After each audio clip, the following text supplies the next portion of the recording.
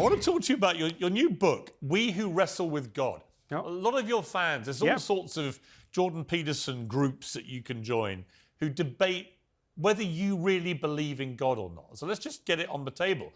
Do you believe in God? I don't think that's anybody's business. I think it's the most private question you can ask someone, but then I would say also, what's the right response to that? By their fruits you will know them. How's that? Well, let me ask you a different question then. Do you think there is a God? I'm terrified that there might be, Piers. How's that? And I'm not trying to be a smartass when I'm making that comment either. Like they say, it's an Old Testament saying, I believe, that the fear of God is the beginning of wisdom, and that is actually about as true a statement as you could manage in such a short phrase.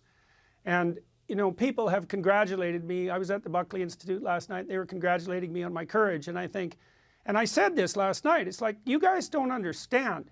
It has nothing to do with courage. I'm just afraid of different things than the people who lie. And I'm afraid, for example, of what happens when you lose control of your tongue.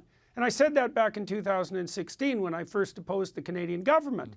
And people were, congratulating me. It's like, well, you're so brave to stand up to the government. It's like, I'm nowhere near as afraid of the government as I am of what happens when people lose control of their tongue. I studied totalitarianism since I was 13 years old, in depth. And I know what happens when people lose control of their tongue. What happens is everything goes to hell. And I mean that metaphysically. I might even mean it theologically, but you can just say, don't even bother with that. But what's fascinating... Let's just mean it practically. But what's interesting is, I completely agree with you, by the way, and you are the most open book of almost anyone I've ever interviewed, right to the point I asked you if you believe in God. I didn't actually know what you were going to say, but for some reason you're reluctant to say. Why are you reluctant? Well, okay, let's walk along that. Well, because it's not a well-posed question. It's too complicated an issue to be dealt with like that. You step into instant traps just by accepting the question. So I'll show you what I mean. So the first thing I would say is, what do you mean by believe? Like, do you think that a statement about the existence of God is something like a scientific theory? Do you think it's a list of facts? Is it a factual question? Does God exist or not? Is it a factual question like you're asking about whether a cup on a table exists, or a plate on a table, an artifact in a room? What do you mean by this? What do you mean by believe? I'll stake my life on the proposition that God exists. How's that? Well, is that an answer? Because that's the right answer. I would ask you, here's my supplementary. Do you ever pray? Always. Who do you pray to? The spirit that protects you from hell. But that, many people would say, is God. Hey, sounds good to me.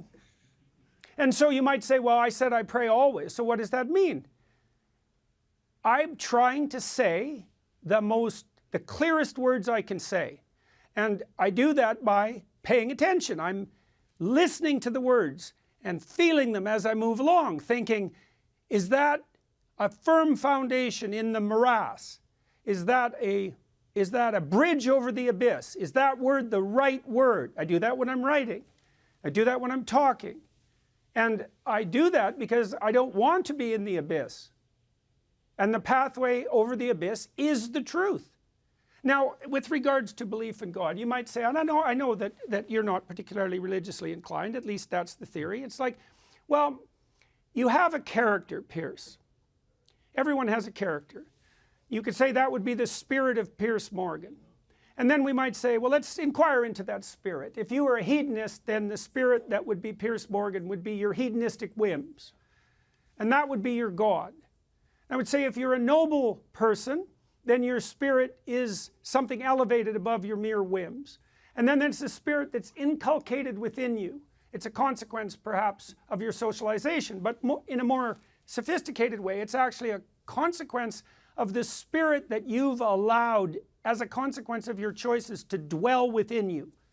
And that spirit has a nature. It might be allied with the truth. It might be allied with falsehood. If it's allied with the truth, it's a manifestation of what has been considered traditionally the logos. The more you're aligned with the truth, the more your spirit is an avatar of the logos. And that's just, it's true. It's religiously true, as it turns out, but it's also technically true.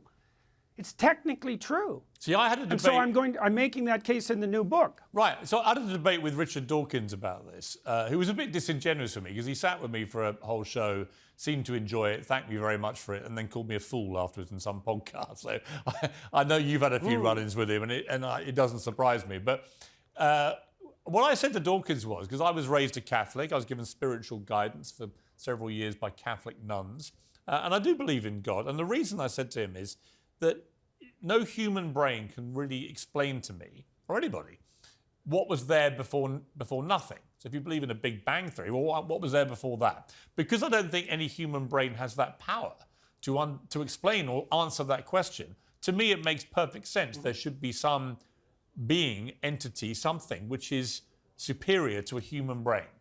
And I would think that someone with your brain would think that too, because there are questions we simply can't answer. Okay, three things about that. So the first is that's the argument by design, that things are so complex and sophisticated that that cries out for the hypothesis of something like a creator. I'm not a big fan of the argument by design. I can see its advantages, but it isn't the primary argument as far as I'm concerned. So the Big Bang proponents have a problem because it's a tenet of the Big Bang theory that the laws of physics themselves break down at the point of the singularity, and that would be the point just before the Big Bang. And when you say the laws of physics, the existence of space and time even is unknowable prior to the Big Bang, you're basically positing a miracle at the beginning of existence. And so if you get to have your miracle, there's no reason the religious types can't have theirs. You might argue about what the miracle needs to be, and I think that's an argument that has to be had. I don't like the argument by design. I like the argument by conscience better. So the argument by conscience, which is another string of classic theological thought, is that something dwells within you that aligns you with the spirit of reality. And it's the still small voice within that was identified first by the prophet Elijah. And it was part of a transformation in the religious viewpoint in historical terms that moved the notion of God from something like Baal, B-A-A-L,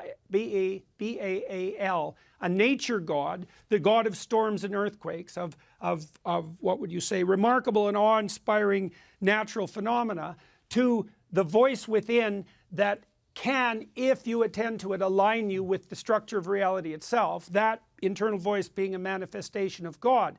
And I think that's an extremely powerful argument, and I think it's right.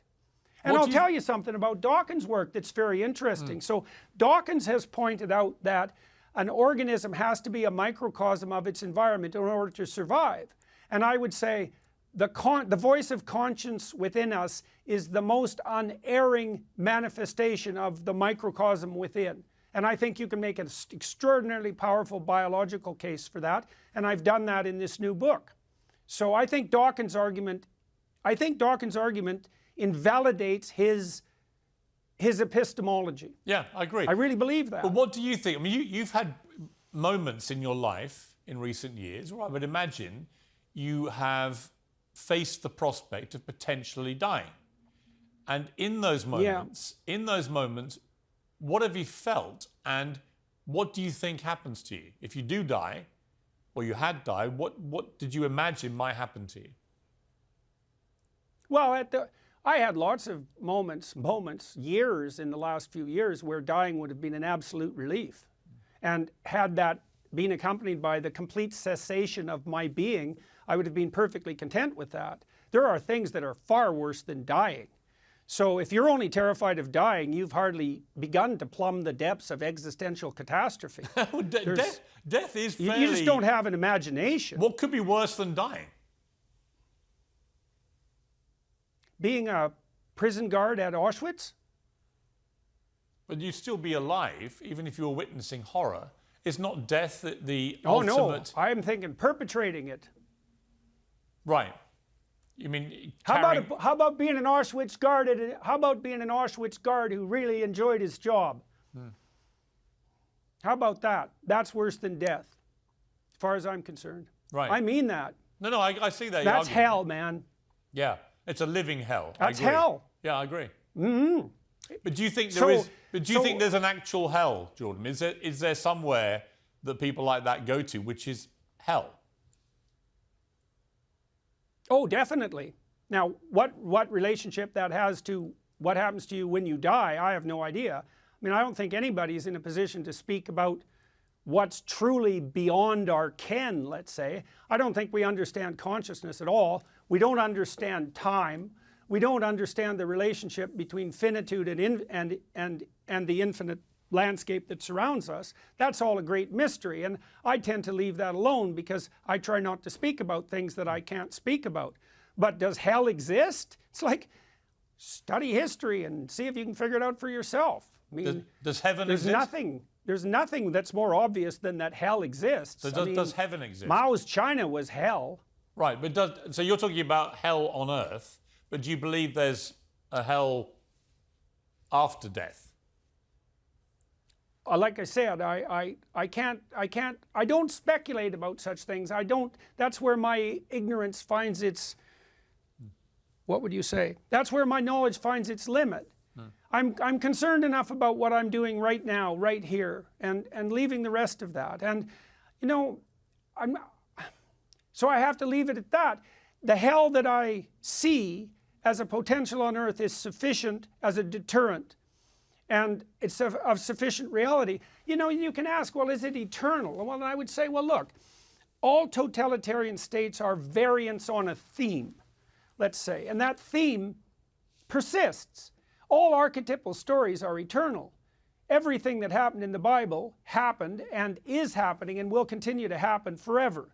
It's part of the eternal human story. It's hyper real. And heaven and hell are part of that. What that means in the final analysis, I don't know. I mean, I think you asked in there, you know, hell is real, is heaven real? It's like, well, heaven is as far away from hell as you can get. That's a good way of thinking about it.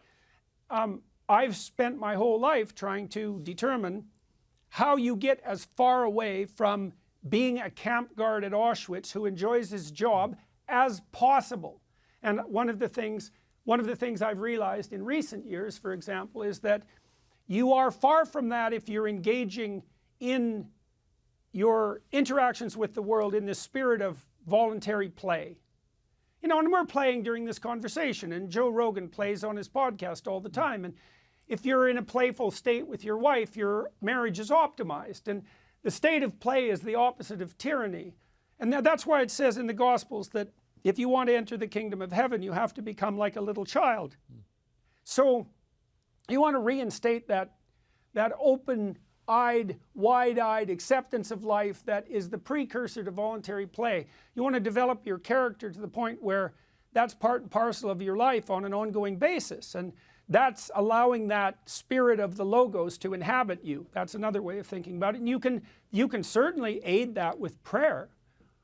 You know, people don't understand. People think of God as, the joke is, a cosmic butler. You pray to have your wishes granted. It's like, he's not a genie. You want to pray? It's like, pray about your stupidity. Here's a prayer that'll work for sure. You want to see if prayer works? Here's one. This will work. Sit on the edge of your bed. Ask yourself, what bloody stupid thing do I continue to do that's making my life more miserable than it has to be, and everyone else's life around me, that I could give up, that I would give up? But you have to really want the answer. So you open yourself up in humility to a revelation. You'll get an answer. It won't be one you want. That's how you'll know it's true. But if you act on it, then your life will improve. And that's a proper prayer. Yeah. That's what you do. Like, in a metaphysical sense, the Christian insistence that you should be aware of your sins, you know, which is in a sense an existential burden, is also the idea that you should attend to your own inadequacies and admit to them, because in doing so, you open up the possibility that something better can make itself manifest within you. And there's no doubt that that's the case. For sure that's true. But you have to do it in humility. And you have to be looking. That's why you're supposed to take the mote out of your own eye instead of worrying about the beam in your neighbor's eye. It's like there's something about you that's stupid you could fix. Yeah. And God will tell you what it is if you want him to, so to speak.